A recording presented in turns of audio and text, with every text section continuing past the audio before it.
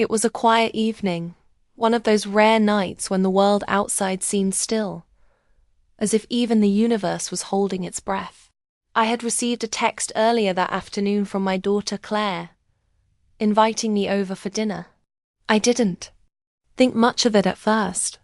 It wasn't unusual for her to ask me to visit, but tonight, something felt different. There was a sense of formality to her invitation, a tone in the message that made me wonder what was really going on. "Mum, come over for dinner tonight. I've got something to talk to you about." I read those words over and over.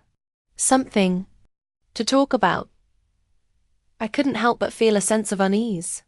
Claire had always been the more accomplished one, the driven, ambitious daughter who seemed to have everything figured out. She had been successful since she was young, graduating from law school with honors, landing a job at one of the most prestigious firms in the city, and marrying a man who seemed to fit her perfect image of success. She had a life that many people envied, and she worked tirelessly to maintain that image. I, on the other hand, had always taken the back seat. I raised her and supported her, working at various administrative jobs, always making sure she had what she needed, even if it meant sacrificing my own comfort and dreams. I never expected her to repay me for everything I had done for her, but I also hoped that, as she grew older, she'd remember the lessons I had taught her about compassion, about love, about family. I finished my shift at the local diner that evening, where I worked part-time since losing my full-time job months ago. Things hadn't been easy since the company I worked for shut down. My savings were running low, and I was beginning to feel the weight of financial strain. I couldn't seem to catch a break, and with every rejection letter, the hope that I'd find something better seemed to fade a little more. But Claire hadn't asked me about that in weeks. She had her own busy life, her own concerns, and I tried not to burden her with mine. I took a quick shower, got dressed in my best, though still modest outfit, and made my way to her place. As I drove through the city streets, I couldn't help but reflect on how much things had changed between Claire and me over the years. When she was young, she had been so full of life, so eager to spend time with me, that now it felt like the distance between us had grown. Our conversations were often short and perfunctory. We exchanged pleasantries, but I could sense a wall that hadn't been there before. I arrived at her beautiful townhouse, a place I could never afford but admired nonetheless. The large windows, the sleek modern furniture, the polished kitchenette was all so perfect. I didn't have much of that in my own apartment. It was small, cramped, and didn't feel like a home anymore. Still, I tried to push aside the envy that bubbled up in my chest as I entered her immaculate home. "Hi, Mom." Claire greeted me with a warm smile, though there was something in her eyes that made me uneasy. She looked tired, as if she had been running on fumes for days, but she didn't mention anything about it. "Dinner's almost ready. Come on in." I followed her into the dining room, where she had set the table for two. The table was beautifully arranged with a bouquet of flowers in the center, the wine glasses perfectly aligned, and the candles already lit.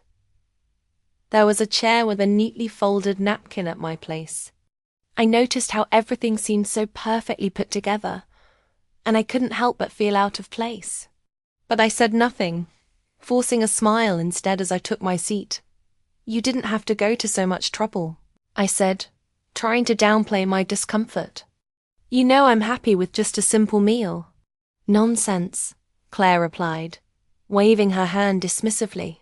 "It's a special occasion, Mom. I've been meaning to spend more time with you." That line, "I've been meaning to spend more time with you," hit me like a punch to the gut. It was the kind of phrase people said when they were trying to sound kind, but I couldn't shake the feeling that it was hollow. Was this dinner a formality? Was this her way of fulfilling an obligation, or was there something more beneath the surface? The meal began, and Claire served the pasta she had prepared. It was delicious, rich, and flavorful, a sign of the care she had put into it.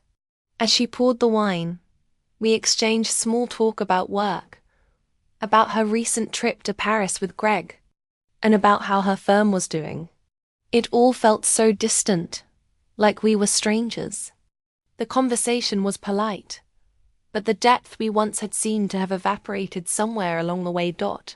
As I took a bite of the pasta, I couldn't help but notice how Claire barely touched her own food. She pushed it around on her plate, her mind clearly elsewhere. Her phone buzzed once, and she glanced at it before sighing and putting it back down. I felt a twinge of concern. Something was weighing on her, but she wasn't saying what.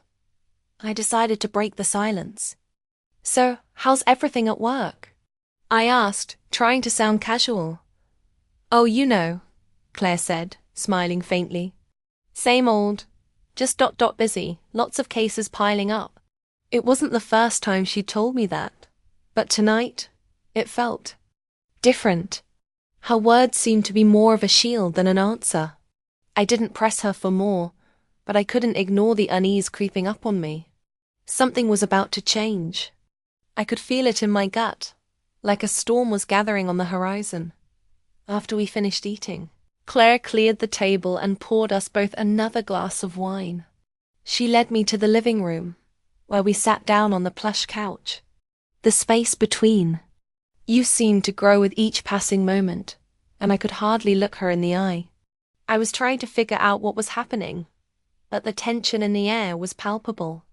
I had no idea what was coming, but I could tell it wasn't going to be easy. Claire sat beside me, her legs crossed. She took a deep breath, then looked at me with an expression that was both hesitant and determined. "Mum," she began, her voice unusually soft. "I've been thinking a lot lately, and I've come to a decision." I raised an eyebrow, sensing that something serious was about to unfold. "What kind of decision?" She shifted uncomfortably in her seat before speaking again, her voice lowering even more. "I've been thinking about how much you've struggled since you lost your job. I see you're doing your best, but you can't keep going like this. You're not getting any younger. And I can't keep watching you live this way, Mom. It's not good for you. It's not good for me. And it's definitely not good for our family." Her words felt like a slap to the face. My heart skipped a beat, and my stomach churned. I wasn't sure what to say. She was still talking, but the sound of her voice became muffled as my own thoughts raced. "I know you've been having a tough time finding work, but honestly, it's getting to be too much. So I've made arrangements for you." I blinked, struggling to keep up. "What kind of arrangements?" She looked me straight in the eyes, no hint of hesitation now. "I've arranged for you to start working for me. I need help in the office.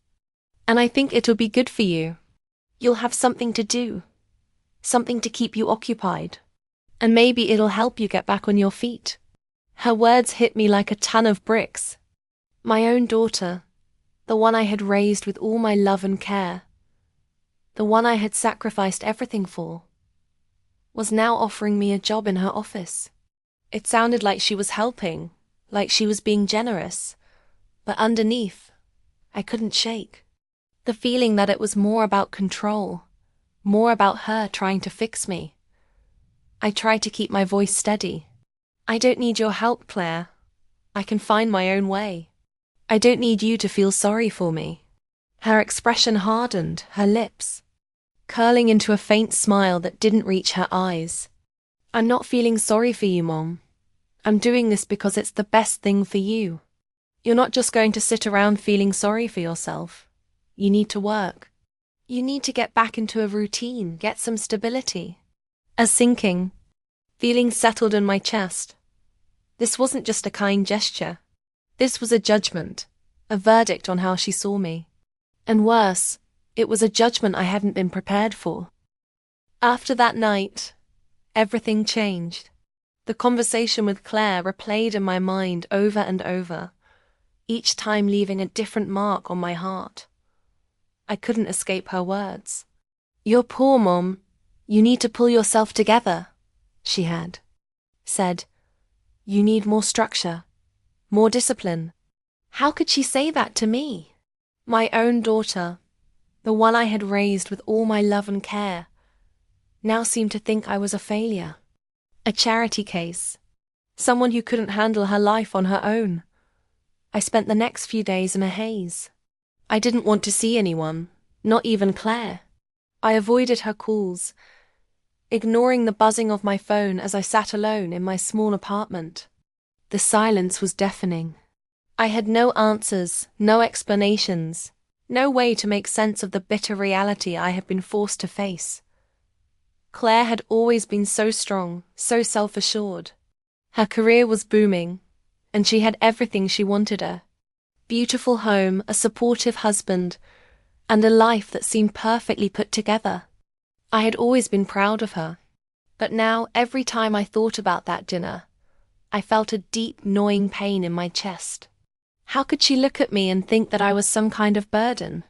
She had never seemed to understand the challenges I faced: the constant juggling of jobs, the never-ending bills, the loneliness of trying to hold it all together on my own. It was as if everything I had ever done for her, everything I had sacrificed, meant nothing. What hurt the most, though, was not just the words she had spoken, but the way she had said them. It was as if she was trying to fix me, as if I were some broken thing that needed to be repaired. She couldn't see that I was doing the best I could. I wasn't lazy. I wasn't incompetent. But to her, it didn't matter. I had become someone to be managed, someone who needed to be controlled, someone who wasn't capable of making her own decisions. The anger and sadness boiled inside me, but I couldn't bring myself to confront her. I didn't know how to explain how much her words had hurt me, how they had shattered my sense of dignity. I didn't know how to explain that the life I had lived, though far from perfect, was mine, and I was proud of it. That pride was a strange thing, wasn't it? It made it hard to ask for help, to admit that I was struggling. It made it even harder to admit that maybe, just maybe, I was afraid of losing everything I had worked so hard to build: my independence, my sense of self. For days I stayed holed up in my apartment, trying to make sense of the chaos inside my head. I spent hours scrolling through job listings, sending out applications, hoping that something would come through. But each rejection email felt like a slap in the face, reminding me of how little I had left. I wasn't getting any younger, and the clock was ticking. Claire's words echoed in my mind, and I began to wonder if maybe she was right. Maybe I wasn't strong enough to handle things on my own anymore. Maybe I really did need help. But the thought of accepting help from her, of working for her in her office, made me sick to my stomach. I couldn't do it. I couldn't live under her thumb. I couldn't let her dictate my life in that way, no matter how much I needed the money. I had to find my own way. But how? How could I keep going when it felt like the world was closing in on me? I tried to call her once, but when her phone rang, I hung up before she could answer. I wasn't ready to face her yet. I wasn't ready to tell her how hurt I was, how betrayed I felt. I didn't want to break down in front of her. I didn't want to give her the satisfaction of seeing me weak as the days turned into weeks. The distance between Claire and me grew even wider. I couldn't avoid her forever, though. She continued to call, to text, asking if we could talk. Each time I read her messages, my heart ached, but I refused to reply. I told myself I needed time. I needed space. But deep down, I knew the truth. I was afraid. Afraid of the confrontation. Afraid of the anger that would bubble over if I let her in. Afraid of what she would think of me once she saw how vulnerable I truly was. Then, just when I thought I couldn't take the silence any longer, Claire showed up at my door. I had just finished a long shift at the diner and was sitting on my couch, exhausted, when I heard a knock. At first, I thought it was just another delivery or a neighbor asking for something. But when I opened the door and saw Claire standing there, I froze. She was dressed in a sleek black jacket and trousers. Her hair styled perfectly as always. But her eyes, usually so sharp and confident, were now filled with something else. I couldn't quite place. She looked tired, worn, but also determined. I didn't know what to say, so I simply stepped aside and let her in. "Mum," she said softly, her voice trembling just slightly. "I've been trying to reach you. We need to talk." I nodded but said nothing. I wasn't sure I was ready for this conversation, but I knew it was inevitable. We sat down on the couch, the tension between us palpable. Claire didn't say anything at first. She just sat there, looking at her hands as if she was searching for the right words. The silence stretched on, filling the room, until I finally spoke. "Claire," I began, my voice quiet but firm. "I don't know what you think I am. I don't know why you feel the need to fix me. But I need you to understand something. I'm not broken. I'm not a project for you to manage. I'm your mother, and I've spent my whole life taking care of you. I did everything I could to make sure you had everything you needed, even when it meant sacrificing my own happiness. But now, all you see is someone who's struggling, someone who needs you to fix them. I'm not a charity case, Claire. I'm your mother, and I need respect, not pity." Claire's eyes filled with tears, but she didn't speak for a long time. Finally, after what felt like an eternity, she spoke. "I never meant to hurt you, Mom. I don't know how to help. I've been so worried about you, but I see now that I made everything worse." The guilt in her voice made my chest tighten. I could feel the layers of regret in her words, the heaviness of her realization. But it wasn't just about what she had done. It was about what we had both been avoiding for so long. The emotional distance that had grown between us, the unspoken resentment, the fears we had kept hidden from each other. "I never meant to shame you," Claire continued. "I thought if I could get you to work with me, you'd have a purpose. I thought it would help you get out of this funk, but I was wrong. I should have listened to you. I should have asked you what you needed instead of just assuming." I took a deep breath, trying to calm the storm of emotions inside me. It wasn't easy. There was still a part of me that wanted to lash out, too, scream at her for the way she had treated me. But there was also a part of me that wanted to forgive her, to move past the pain. I didn't want to hold on to the anger forever. I just wanted things to go back to how they had been before. But I knew they couldn't. "I'm sorry too, Mom," Claire whispered, her voice barely audible. "For everything. I never wanted to make you feel worthless. I never meant to make you feel like you weren't enough." I nodded slowly, feeling the weight of her apology sink in. It wasn't enough to heal the wound completely, but it was a start. We had a long way to go, both of us, but for the first time in a long while, I felt like we might be able to find our way back to each other. It was difficult, to say the least, to rebuild what had been broken between Claire and me. The conversation that day, the raw emotion and apologies, was a step in the right direction, but I knew that healing didn't happen overnight. It wasn't something we could fix with a few words or a simple gesture. There was so much beneath the surface, so much unspoken pain and fear on both sides, that I knew it would take time to truly mend our relationship. The days following that difficult conversation felt like walking through a fog. There were moments when Claire would reach out, send a text or call asking if I was okay. Sometimes I would respond, but most of the time, I would let the silence stretch between us. I wasn't sure how to navigate this new dynamic, this place where I wasn't just her mother anymore, but someone who had been hurt, who had been made to feel small, like I wasn't enough. And Claire, she seemed just as lost. She apologized, Yes, but the apology wasn't enough to erase the hurt. She had to learn that. I could see it in her eyes when she spoke to me. That guilt, that uncertainty about how to move forward. It was clear she hadn't intended to break me, but her actions had still caused lasting damage. It was hard not to feel betrayed, not to feel like I had given so much of myself to her, only for her to treat me like I was a problem to be solved. But time has a way of revealing things. As weeks went by, I began to notice small changes in Claire. She wasn't as distant, as guarded. When we talked, she would ask me more personal questions.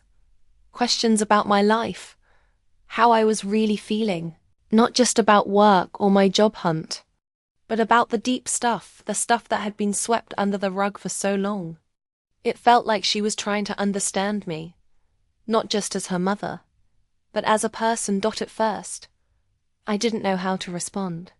I wasn't used to being asked how I felt about things.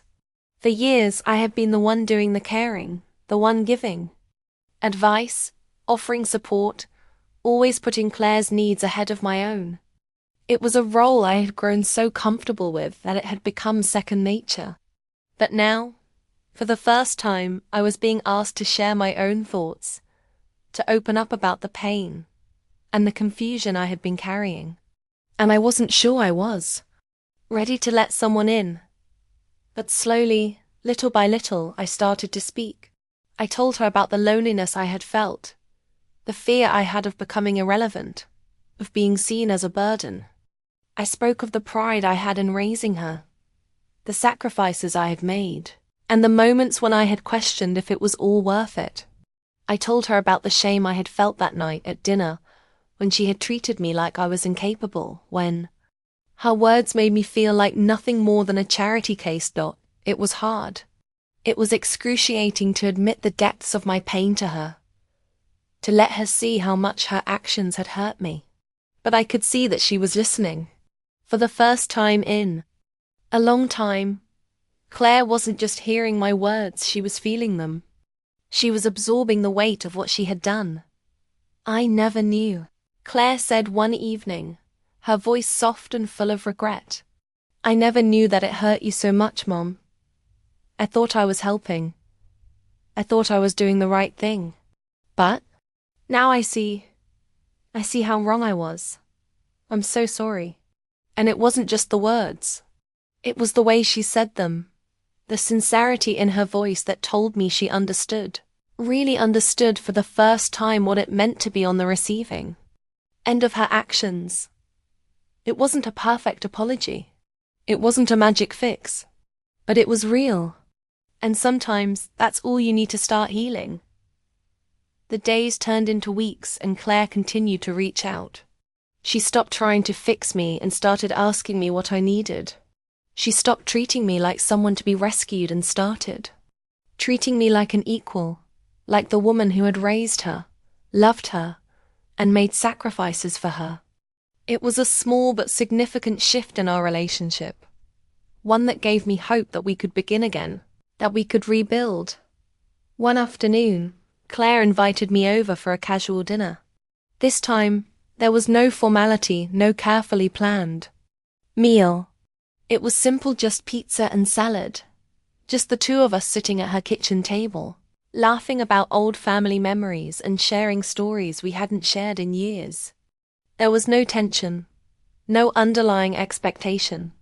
Just the joy of being together again. It felt normal. And for the first time in a long time, I could feel the weight lifting off my shoulders. I've been thinking, Claire said as we finished our meal. I want to help you, Mom. Not because you need me to, but because I want to.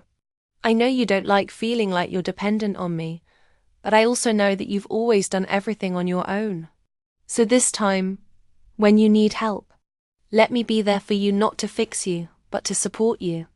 Just like you supported me.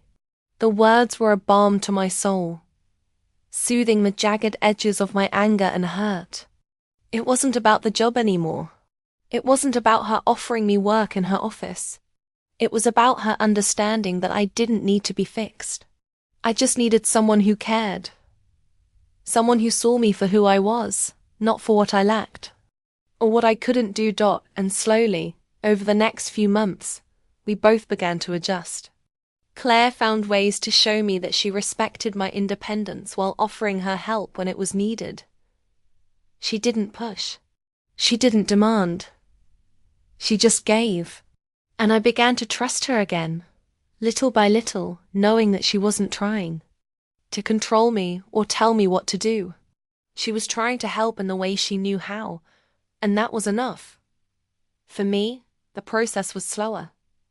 I still struggled with accepting help. I still wrestled with the fear that I might be seen as weak or incapable. But Claire never pushed me too hard.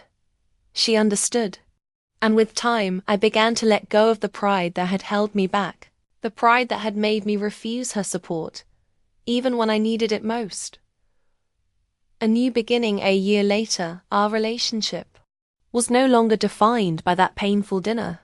We had weathered the storm, learned to communicate, and built a new foundation of understanding and mutual respect. I still didn't have the perfect life that Claire seemed to have, but I had a life. That was mine. I had my independence, my dignity, and, most importantly, I had a daughter who finally saw me as more than just her mother. She saw me as a person, a woman who had her own struggles, her own strength, and her own needs. Sometimes, in life, you have to go through the worst of times to get to the best. It's in the moments of conflict, of pain, that you truly learn who you are, who the people in your life are, and what it takes to rebuild what's been broken. Our journey wasn't easy. It was filled with mistakes, regrets, and hurt. But it was also filled with growth, learning, and healing. And in the end, that's what made us stronger. I don't know what the future holds, but I do know this. Sometimes it's not about fixing everything. It's about accepting the imperfections, learning from the past, and moving forward together, step by step.